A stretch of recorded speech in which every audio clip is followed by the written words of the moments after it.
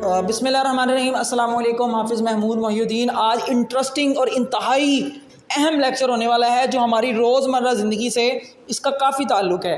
جی میں بات کر رہا ہوں امپورٹنٹ موبائل فون فریزز، یعنی سیل فون اور موبائل اور ٹاکنگ کے دوران جو روزمرہ کی زندگی میں ہمارے فریزز استعمال ہوتے ہیں، جو چھوٹے چھوٹے سینٹنسز ہم یوز کرتے ہیں، جس کو ہم اگر انگلش میں بیان کریں گے تو ہماری انگلش مزید افیکٹو اور مزید بہترین سے بہترین ہوتی چلی جائے گی۔ تو آئیے ہم بڑھتے ہیں اپنے پہلے فریز کی طرف۔ تو ہمارا پہلا فریز ہے بریک اپ۔ بریک اپ، آپ نے یہ لفظ انتہائی زیادہ بار بار سنا ہوگا۔ آواز صاف نہ سنائی دینا تو آپ کہیں گے break up. Sorry, could you repeat that please؟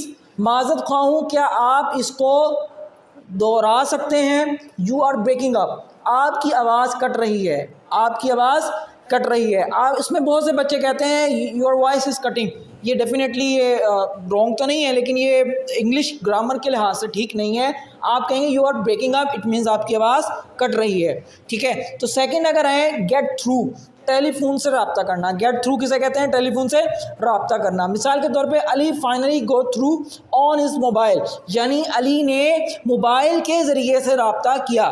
علی نے موبائل کے ذریعے سے رابطہ کیا۔ گیٹ تھرو کہ ٹیلی فون کے ذریعے سے رابطہ جب ہو جانا۔ مثال کے طور پہ آپ کسی کو کہہ سکتے ہیں please get through me mobile phone, یعنی تم میرے سے موبائل فون کے ذریعے رابطہ کرو۔ نیکسٹ اگر بڑھے ہولڈ آن، یہ ہم نے بہت سنا ہوا ہے، اس کا استعمال ایکوریٹلی جانیں۔